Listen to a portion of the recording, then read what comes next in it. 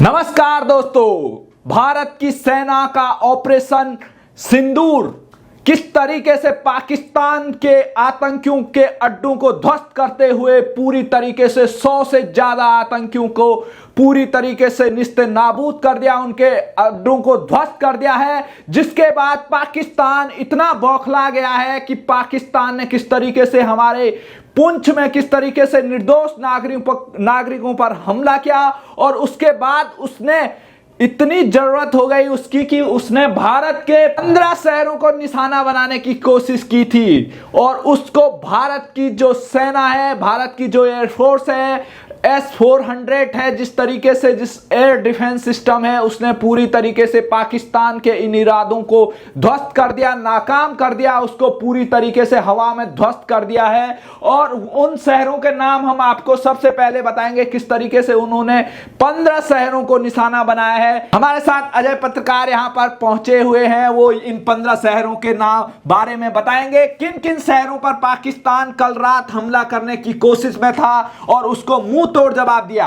बताइए। जय हिंद, मैं अजय पत्रकार।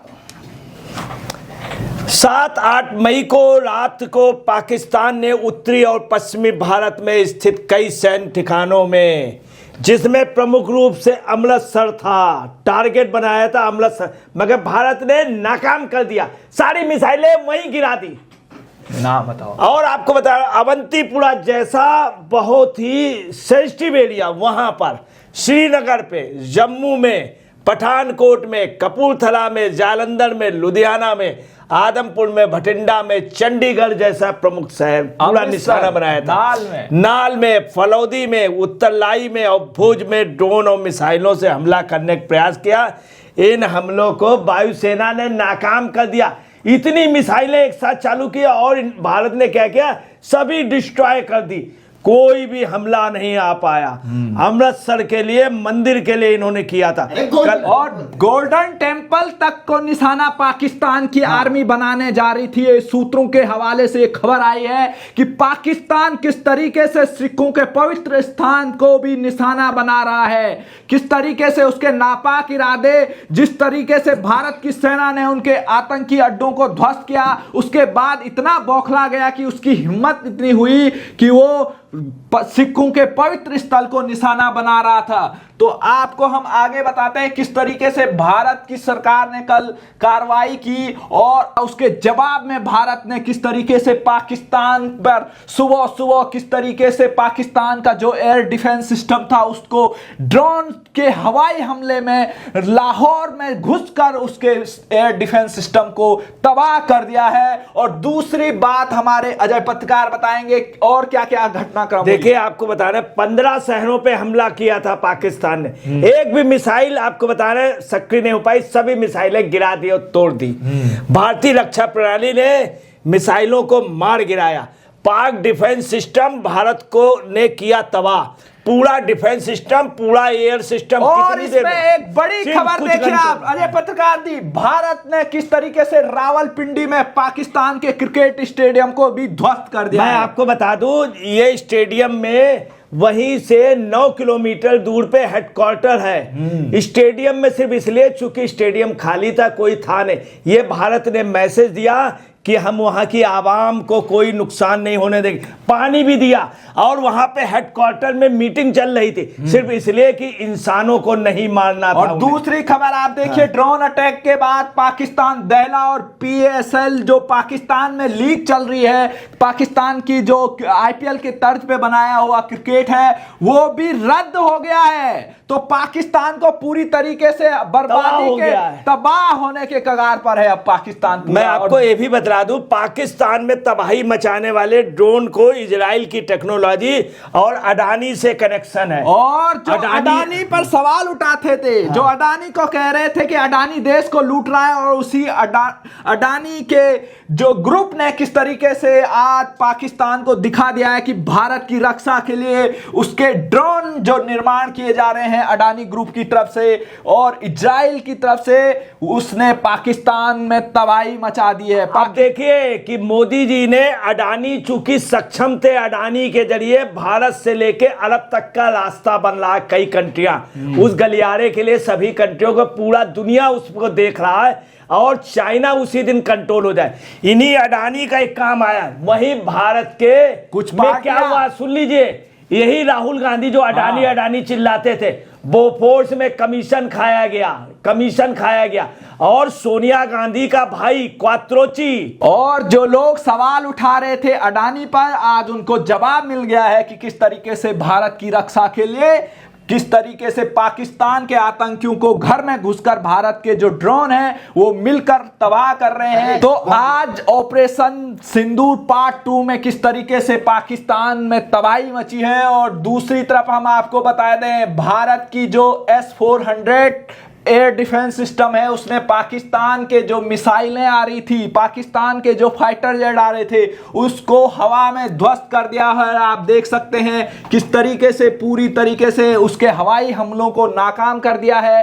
15 से ज्यादा जो शहरों पर निशाना बना रहा था पाकिस्तान, उसके सारे जो अरमान नापाक इरादे थे वो ध्वस्त हो गए हैं। और इस पर हम आपको ज्यादा खबर बताएंगे किस तरीके से भारत ने अब पाकिस्तान को जवाब देना शुरू कर दिया है, घर में घुसकर मार रहा है। तो इस पर पाकिस्तान जो अफवाह फैला रहा था, भारत की जो राफेल को उड़ाने की बात कर रहा था, वहीं पर पाकिस्तान की संसद में किस तरीके से उन्हीं के सांसद पाकिस्तान के रक्षा मंत्री ख्वाजा आसिफ से सवाल पूछ रहे हैं। आप बताइए, आपने इंटरव्यू में बताया था कि आपने सोशल मीडिया में देखा कि भारत के राफेल को उड़ा दिया। ये तो शर्म की बात है। और पाकिस्तान को पूरे तरीके से उसके जो झूठ फैला रहा था कि भारत के हमने राफेल उड़ा दिए हैं, 5 राफेलों को उड़ा दिया, उसको ध्वस्त किया पाकिस्तान के सांसद ने। और किस तरीके से पाकिस्तान के सांसद ये बोलेंगे किस तरीके दूसरा वाला ये रो रहा है। हाँ। अब देखिए पाकिस्तान की पार्लियामेंट में क्या पोजीशन है। पाकिस्तानी संसद में खौफ का माहौल है, पूरे सब थल्ला रहे, सांसद रो रहे हैं, माफी मांग रहे हैं, अपनी परिवार विदेश भेज रहे हैं और दुआ ये कर रहे स्थिति है हैं भारत कि अल्लाह की। बचाए, और आप समझ लीजिए ये स्थिति है। पूर्व मेजर ताहिर इकबाल ने कहा, मैं दुआ करता हूं कि अल्लाह हमारी हिफाजत करे। और यही नहीं, सारे सांसद अपनी गाड़ियों में हेलमेट रखे हुए हैं, हेलमेट, और रो रहे हैं, आंसू बहा रहे हैं। यही नहीं, आपको बता रहे, ये तो इन्होंने कहा कि अल्लाह, मैं दुआ करता हूं अल्लाह हमारी हिफाजत करे। दूसरी आपको बता रहे हैं, आप देखिए किस तरीके से दूसरी बड़ी खबर, प्रधानमंत्री नरेंद्र मोदी से आर्मी चीफ अब मुलाकात कर रहे हैं अकेले में। तो आपने देखा होगा किस तरीके से भारत ने पहले नेवी और एयरफोर्स के दोनों चीफों से अकेले में मुलाकात की, और आपने उसका परिणाम देखा किस तरीके से पाकिस्तान को जवाब मिला। अब भारत की थल सेना के अध्यक्ष उनसे मिले हैं और अब पाकिस्तान को पीओके लेने की, अब पाकिस्तान ने जो कब्जा किया पीओके है उसको लेने की बारी है। और प्रधानमंत्री से वो मुलाकात कर रहे हैं। और प्रधानमंत्री ने आज, आपने देखा होगा, एनएसए अजीत डोभाल से भी बात की है। अगर पाकिस्तान आज कोई जरूरत करेगा तो उसको भारत ने बता दिया है कि भारत सरकार उसको मुंह तोड़ जवाब देगी। देखिए आर्मी को खुली छूट मिल गई है। पाकिस्तान ने नियंत्रण रेखा के कुब्बारा, बारमूला, उड़ी, पूंछ, मेढर और रजौरी सेक्टरों में और भारी तोपखाने का उपयोग करते हुए नियंत्रण रेखा पर अपना अकारण गोलीबारी की तीव्रता बढ़ा दी। पाकिस्तानी गोलीबारी की वजह से 16 निर्दोष लोगों को जान गई। और किसकी? पूंछ गुरुद्वारे की, गुरु नानक जी जहां पे थे, वो जानबूझ के इन्होंने किया, वहां अरदास होती थी। ऑपरेशन सिंदूर पर कर्नल सोफिया कुरैशी ने कहा, घुस के मारेंगे, अगर जरा सा भी कोई भी हरकत करोगे तुम बहुत बड़ा जवाब देंगे। आपको ये भी बता दें, S-400 जो ये सिस्टम जो अपनाया है इंडिया ने, ये दुनिया में सिर्फ रसिया के अलावा किसी के पास नहीं। रसिया 10 टुकड़े के बाद भी मजबूत रहा, उसकी वजह S-400 है।